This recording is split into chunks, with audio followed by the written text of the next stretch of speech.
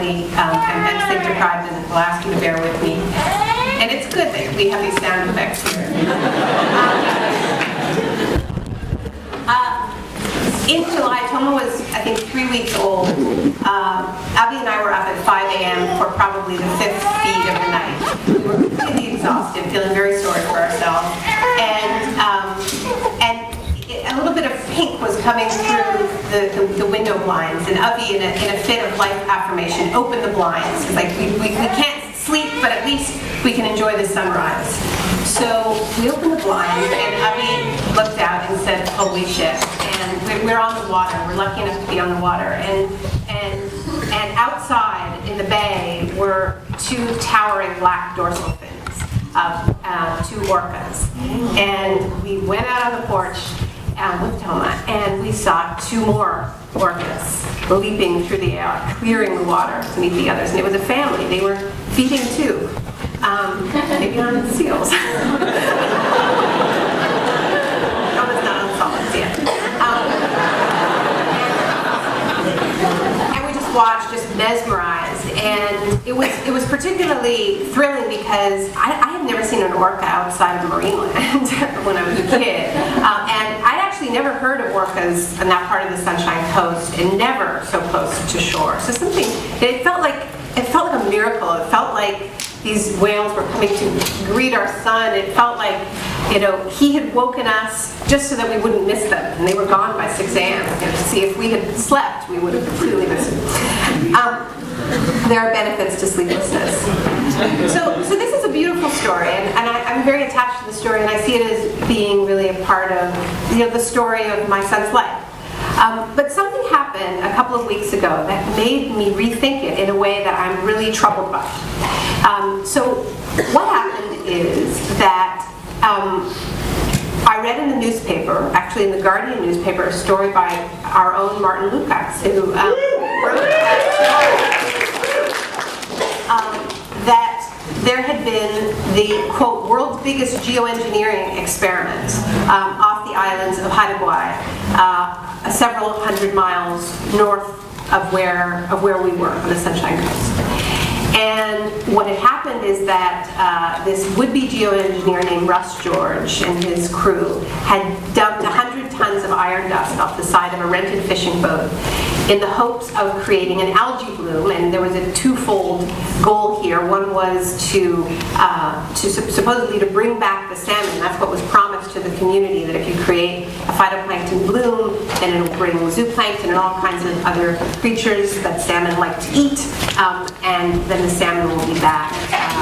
It was, I think, exploiting people's desperation, and they were also told that they would get carbon credits for this, because ocean fertilization is one of the top so-called geoengineering fixes that are often touted, because if you fertilize the ocean and you have a big algae bloom, algae soaks up carbon just like any plant does, and there are people out there who want to be paid money for sequestering carbon in algae, because supposedly they'll sink to the bottom of the ocean and be sequestered there. There's a big debate about whether it really will stay there.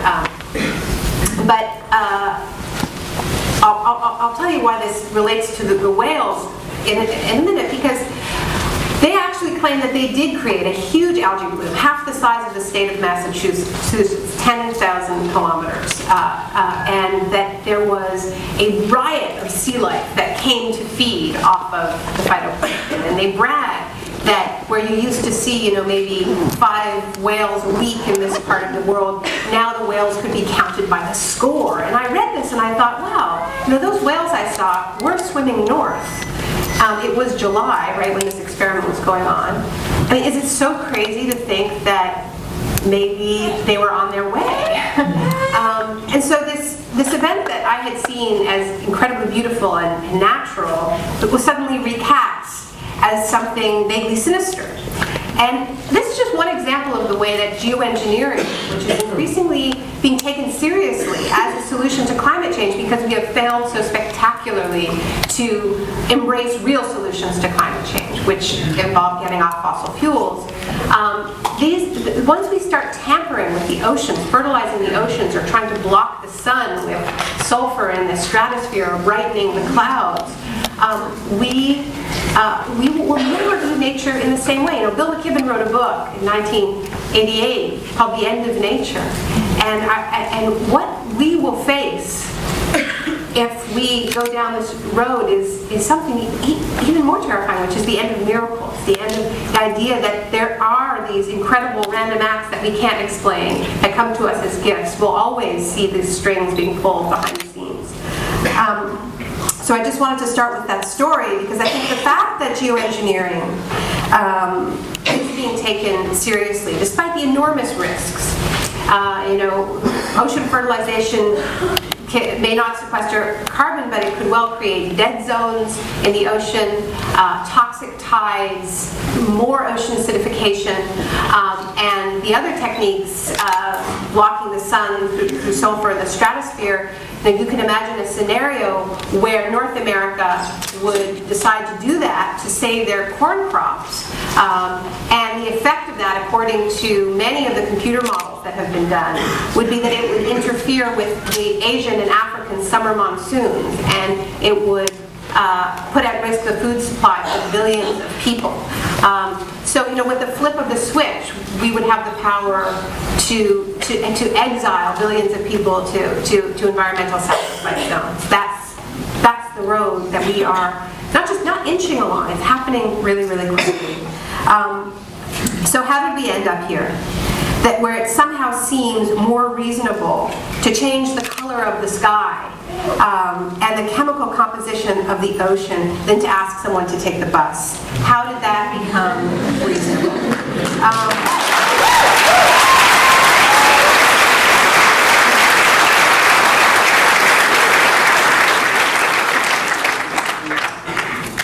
Now, the movement against climate change is about 24 years old, which is older than most of you in this room, which is really remarkable. That was 1988 when James Hansen first testified before Congress and said that he was almost certain that climate change was happening and that it was human-caused. And plenty of experts knew before then, but that was the moment when the general public could no longer deny that they knew that this was happening. And that was when Bill was writing The End of Nature.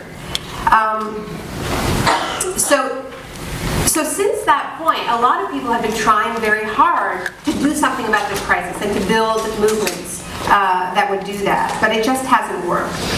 And I think there are a couple of reasons I want to talk about. One is, what Bill touched on earlier, which is just the power of the fossil fuel lobby. Again and again, we've seen popular movements rise up to combat climate change. It's not that we haven't tried. We get fired up, we all start to recycle, we start to bicycle, we work like crazy to elect politicians who promise to build an economy based on green jobs and to pass comprehensive energy reform, and we invest our hopes in big flashy environmental summits in Copenhagen or Rio.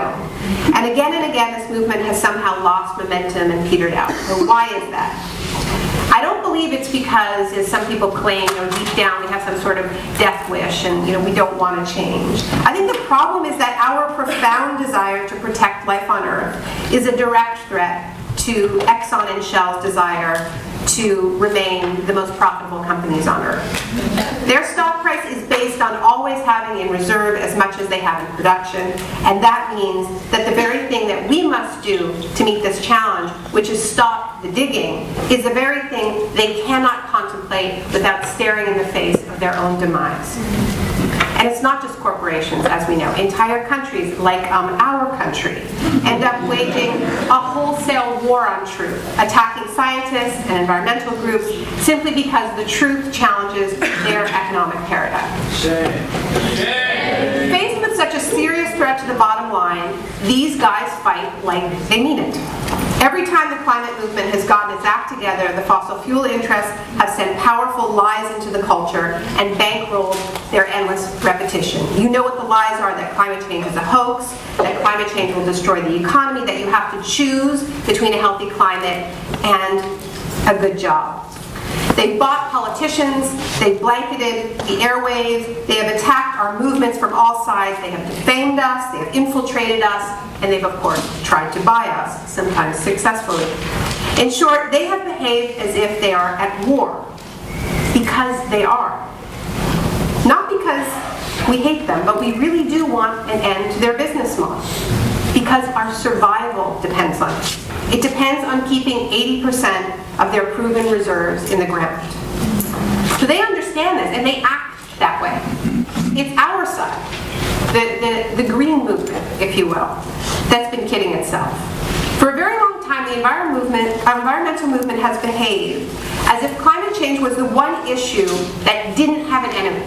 Okay? Where it was just like, we're all in this together, even Dick Cheney has grandkids, you know. Like, we just need to raise enough consciousness and then everybody's going to get on board, right? But here's the thing. We have an enemy. We have a few of them. And we need to start acting like it. And that's, to me, what's been one of the things that's been so amazing about the past year and a half. Because we have been reminded by incredible social movements around the world and in this country that it is possible not only to fight but to win. And we're all indebted to the incredible Quebec student movement.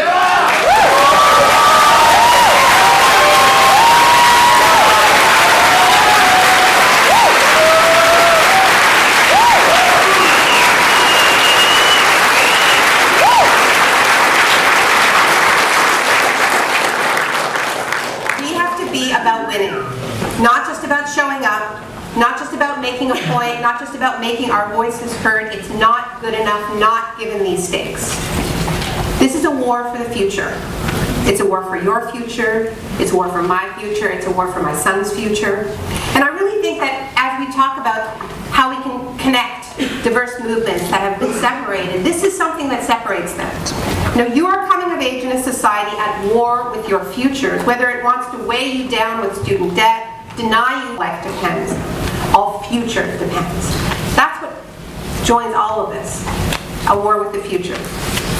And I'm so glad to be at an environmental conference. I think for the first time, that is actually talking about the system, not just the symptoms. It's the first time that I can remember, and I want to congratulate you guys because this is a really important moment. You are getting it right after a lot of things.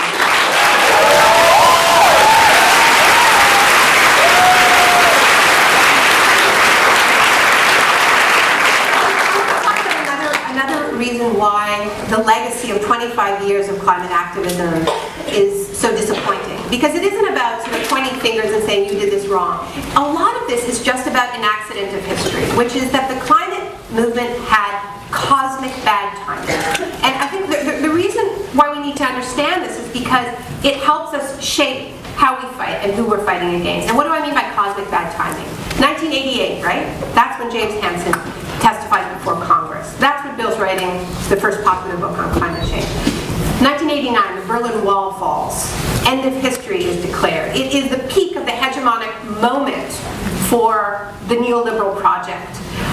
It is, what does the end of history mean? It means there are no other ideas. It is a war declared on our imagination. There is only one model, el modelo, as they say in Latin America, privatization, deregulation, cuts to government spending. You're not allowed to have other ideas. There is no such thing as society. So this crisis hits, which is the essence of a collective crisis, okay, that can only be responded to with communal action, which has to be responded to with profound regulation, with tough regulation, which needs a strong public sector, whether to build public transit system or to protect us from the ravages of climate change that we're facing already. We need all of this to fight climate change, but yet the issue peaks right or breaks into the public consciousness right when you have a war being waged on precisely those ideas.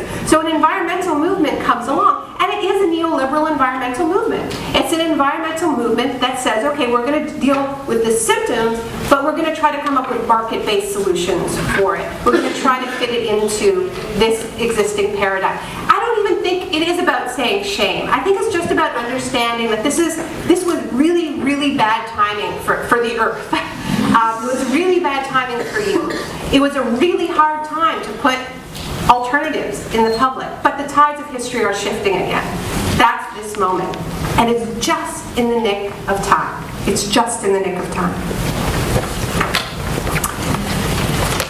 But as we think about how this economic model has changed our public institutions, our regulations, the big P politics sphere, I also think we need to recognize that neoliberalism has changed us, has colonized us, okay? It's changed our brains, it's rewired us in ways that make us, broadly us, maybe not you, but a lot of us, uniquely ill-equipped to deal with this particular crisis.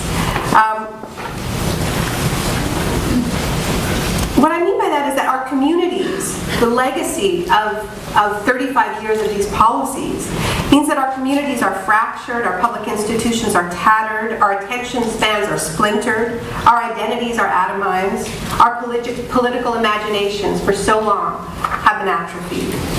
And this confluence of events, perhaps more than anything else, explains our failure thus far to respond to the climate crisis with real resilience, rather than layer upon layer of denial. There's lots of examples of this, which is even just the fact that fundamentally climate change demands that we consume less, right? At its core, we have to shop less. Now, this is coming at the moment of the triumphant moment of shopping, where shopping is about creating your identity, right? And this is what my first book was about, is that the whole triumph of branding was not just about buying things. It was about when all of these other ways of creating self and creating community are failing. Shopping is all that's left. So when you tell people you're going to have to shop less, you're not just telling them that they're not going to have specific things that they want. It's seen as an attack on their identity. And we have to understand this, what it means to organize in the neoliberal era. The other thing is that climate change plays out in an intensely local way, in intensely local landscapes.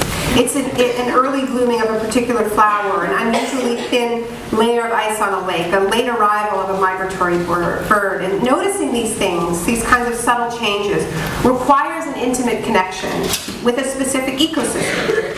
And that kind of communion only happens when we know a place deeply, not just as scenery, but also as sustenance, and when local knowledge is passed on with a sense of sacred trust from one generation to the next. Knowledge of that sort, as you all know, is increasingly rare. That is also a legacy of the success, the triumph of the capitalist project. Certainly in the urbanized, industrialized world, we tend to leave our homes lightly for a new job, for a new school, for a new love. And as we do so, we're severed from whatever knowledge of place we managed to communicate at the previous stop, as well as from the knowledge amassed by our ancestors, who very likely were migrants themselves. So it takes something huge, like a Frankenstorm, to get people's attention. So this is part of what we're dealing with. Now, as I lay this out, I realize that this can be scary and dispiriting to talk about these deeper barriers to dealing with the climate crisis, and it can make people feel hopeless, because it means that climate change can't be pried apart from the other major challenges that we face, whether social, political, economic, or spiritual. But here's the really good news. More and more of us are longing for precisely that kind of deep structural change.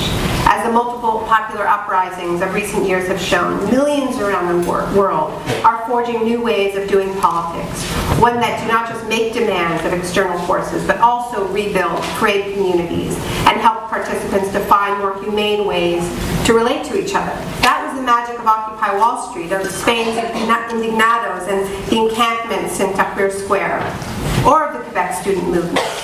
And it lives on in countless new movements and experiments and projects. These movements are rebuilding relationships, rebuilding community, and that's crucial in meeting the climate challenge. Now, I'm running out of time, so I'm going to sort of jump ahead here. The idea that the solutions to climate change must be socially and spiritually rewarding in their own right, regardless of their carbon impacts, is central to the success of our meeting this crisis. Because never before have we faced a crisis with such long time lags. It's not like you're going to do something, you're going to cut your carbon footprint and you're going to feel the effects tomorrow. No, we know that we have to live with the effects of the carbon we've already emitted. This is precisely why so many environmentalists say they're taking action not for themselves, but for their children and grandchildren. As a new mother, I can understand that impulse to say we need to do it for our kids. But I really think that's not good enough. In societies facing as many simultaneous crises as ours, the vast majority will only ever embrace radical change to the way they consume and produce if those changes bring tangible benefits now.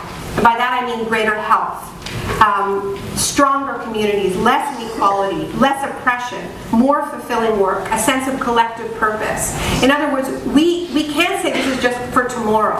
There have to be rewards that come now, and that is the real benefit of weaving together, knitting together the movements for economic justice and climate justice.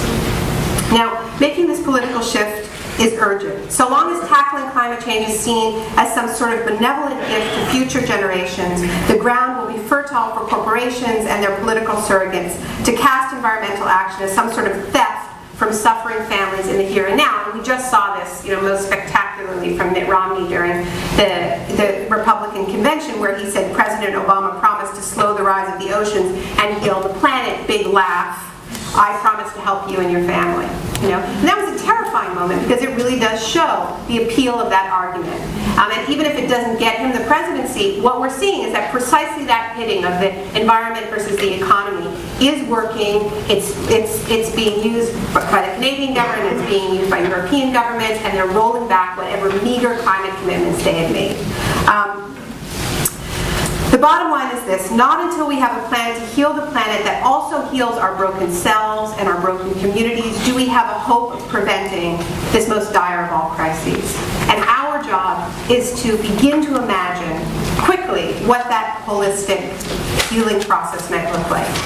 So just finishing up here, some of you know that my last book, The Shock Doctrine, was about how the right, how elites use crises to push through policies that enrich the 1%, that have nothing to do with the crisis themselves, that have nothing to do with actually fixing the problem that created the crisis, but just using disorientation, fear, to ram through their wish list of policies. And I think that's very relevant here because climate change is a very big crisis indeed, the biggest one we've ever faced, and it is not immune from these types of tactics.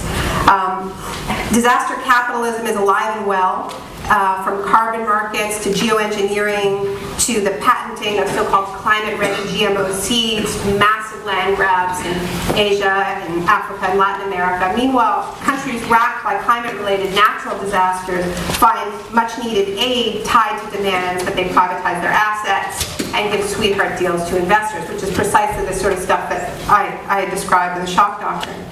In other words, disaster capitalism is happening. It will continue to happen in the context of the climate crisis. The real question is, can we respond to this crisis with something else, with another kind of agenda? And there is a precedent for this because the left has seized on moments of crisis, of dislocation, to move populist agendas, not in the way the right does, by steamrolling over democracy and taking advantage of people's panic, but by actually building mass popular movements in those moments.